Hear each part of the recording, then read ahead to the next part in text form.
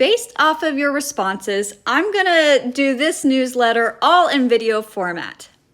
And then I will include links to the daily recap videos. The action items from last week's retro was to get new socks, schedule Orange Theory and LA Fitness workouts between training days, plan and organize my fluid intake throughout the day.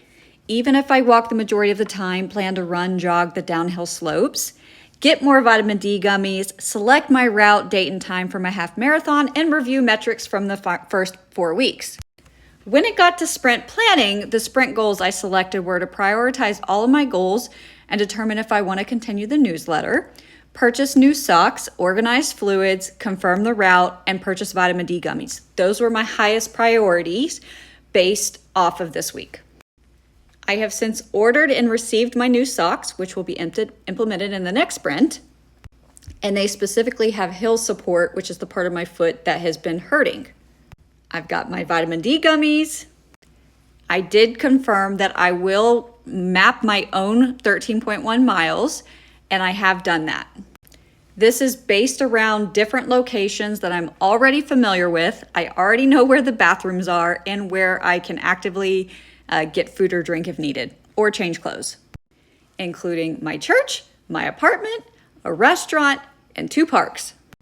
And the last park actually has a 3.1 loop in it.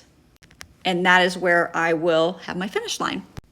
This is going to be in January, and January in Georgia can be tricky, so this all could actually change. The things that I did determine is I will do it as long as it's not raining, and I will walk the route and run on the downhills. Other things that came up this week is I dealt with 3 different temperatures.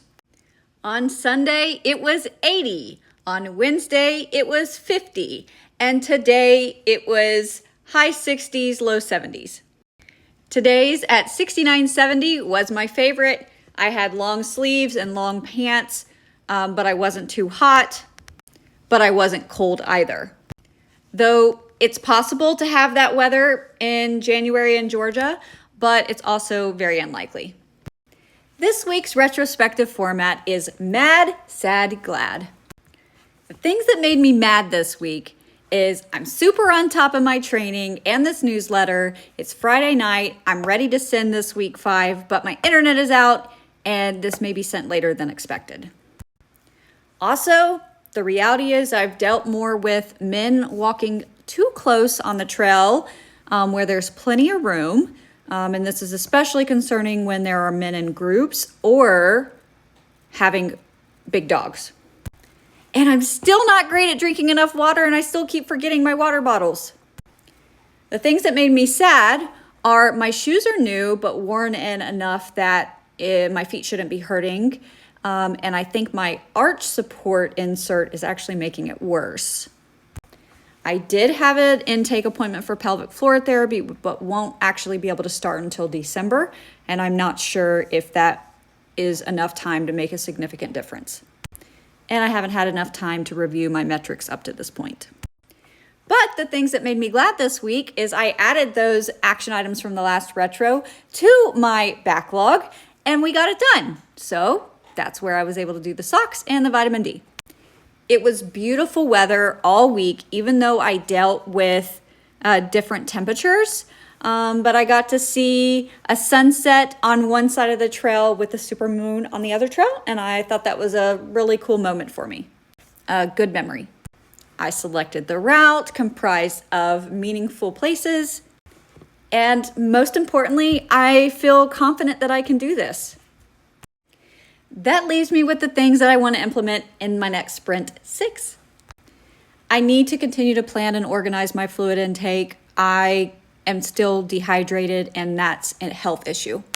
And I just realized I listed this twice, but I need to prioritize reviewing my metrics up to this point. I'm going to remove the arch support inserts from my shoes, as well as use my new performance socks, and hopefully both of those will help with my foot cramps. And the reality is I may need to consider carrying a defense mechanism. I'm not carrying a gun person, afraid to actually shoot myself, but maybe a knife, pepper spray, something just in case, especially as daylight savings time is ending and the reality is I may be on the trails after dark.